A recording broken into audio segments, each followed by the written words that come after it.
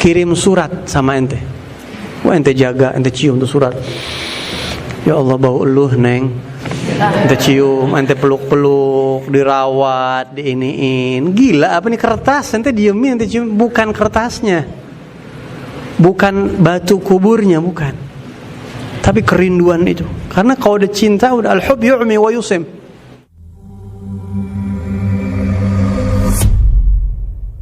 Bagaimana kalau kita rindu dengan orang tua kita yang sudah meninggal? Apa yang kita harus lakukan? Kirimin Fatihah. Ya, kirimin Al-Fatihah. Doain mereka. Kalau ente ada kesempatan ziarah, bacain surat Yasin. Disebutkan dalam riwayat bahwasanya orang yang telah meninggal dunia itu tidak ada yang lebih membahagiakan dia kecuali diziarahi oleh orang yang dia cintain, oleh orang yang dia senengin. Jadi ketika ente datang ke makam orang tua ente, dia girangnya bukan main. Apalagi ente kirimin doa-doa, ente bawain bacaan-bacaan suci, itu senangnya bukan main. Ya. Dan begitulah cara mengekspresikan kerinduan sama yang sudah meninggal. Bahkan kita rindu sama Rasulullah, salawat sama Nabi. Kita rindu sama satu orang yang jauh, kita doain dia. Nah, doa itu bisa mencapai sesuatu yang nggak bisa dicapai dengan sesuatu yang fisik begitu ya. Kalau hadiah mungkin apa, tapi kalau doa itu udah lebih. Jadi ente ziarahin makamnya. Mereka sangat senang kalau kita kunjungin makamnya. Bahkan Anda baca di kitab Tajul Aras Al-Habib Ali bin Husain itu, Al-Antas, beliau mengatakan, menukil ucapan salah satu ulama, Anda lupa, bahwa kubur, makam adalah simbol kehidupan orang-orang terdahulu. Mereka ada di situ. Mereka melihat kita. Ya, mereka mendengar kita. Jadi tumpahin rindu itu di makam mereka.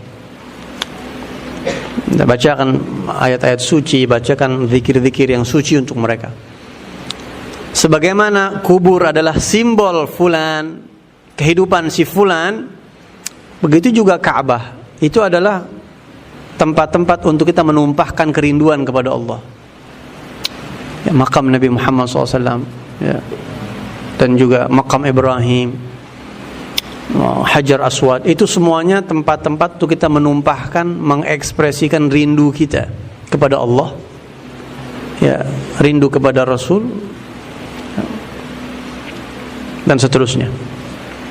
Ketika Al-Habib Abdullah bin Alawi Al-Haddad radhiyallahu an meninggal dunia, Al-Habib Ahmad bin Zain Al-Habsyi mengelilingi rumahnya Al-Imam Al-Haddad, mencium-ciumin temboknya rumah Imam Haddad sambil mengatakan, marartu ala diyar Layla uqabbilu dhal jidar wa dhal jidara wa ma hubbu diyari syaghafna qalbi walakin hubbu man sakana diyara.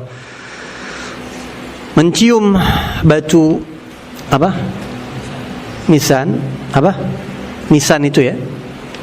Itu juga sebenarnya ekspresi rindu. Secara hukum fikih makruh mencium batu nisan, usap. Tapi kalau orang udah kebawa rindu, apa aja udah hilang hukum ente. Ya.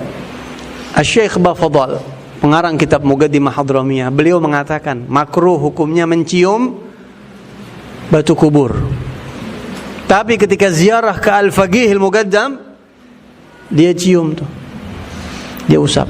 Apa kata dia? Ghalabani Alul Faqih, keluarga besar Al-Faqih Al-Muqaddam mengalahkan saya. Secara fatwa saya katakan memang makruh, tapi saya kebawa, saya nggak kuat ketika ziarah ke makam beliau. Kebawa. Kalau orang dulu dapat surat dari kekasihnya, surat. Bagaimana ente? Ada orang yang ente sayang banget, kirim surat sama ente.